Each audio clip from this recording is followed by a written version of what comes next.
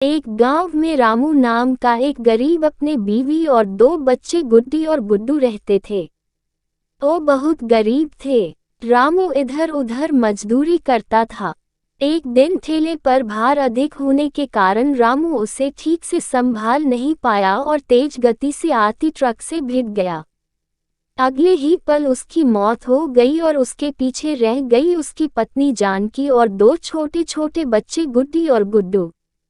एक तरफ रामू का अंतिम संस्कार किया जा रहा था और दूसरी तरफ उसके बच्चे बिलख रहे थे, नहीं इसलिए नहीं कि पापा मर गए थे, वे तो भूख से बिलख रहे थे। उन्होंने कई दिनों से पेट भर खाना नहीं खाया था और आज तो मुंह में एक निवाला भी नहीं गया था, सो भूख से रोए जा रहे थे। माँ माँ, कुछ खाने को दो न माँ, बड़ी भूख लगी है माँ, कुछ दो न।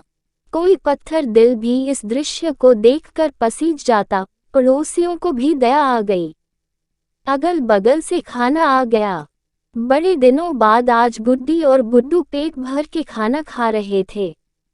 अजीब विरोधाभास था, एक तरफ लोग रामू की मौत पर दुख व्यक्त कर रहे थे, वहीं दूसरी तरफ उसके अपने बच्चे बड़े चाव से भोजन कर रहे थे। जानकी ने अगले कुछ दिन इसी तरह से उधार लेकर और इधर उधर से मांग कर अपना और बच्चों का पेट पाला, लेकिन ये कब तक चलता। लोगों ने मदद करना बंद कर दी। जानकी पागलों की तरह काम खोजने लगी, लेकिन तमाम कोशिशों के बावजूद भी किसी ने उसे काम नहीं दिया। जब थक हार कर घर लौटी तो बच्चे उम्मीद से उसकी तरफ देखने लगे। गुड्डू तुतलाती आवाज में बोला, क्या लाए हो माँ, जल्दी से खिला दो, बड़ी भूख लगी है। माँ रो पड़ी और बच्चे समझ गए कि माँ के पास कुछ भी नहीं है।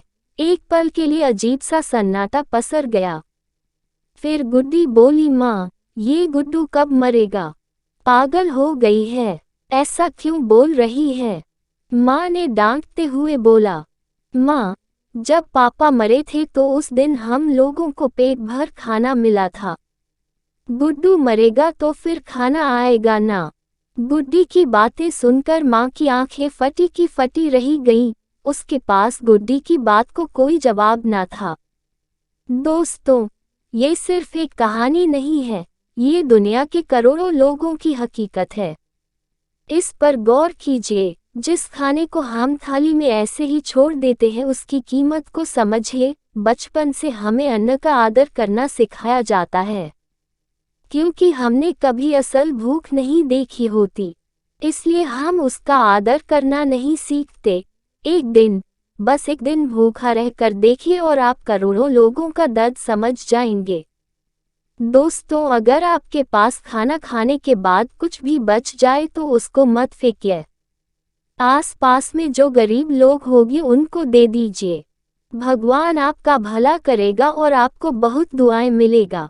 दोस्तों, अगर आपको कहानी अच्छी लगी तो चैनल को सब्सक्राइब कर देना और लाइक, शेयर और कमेंट करना ना भूलें।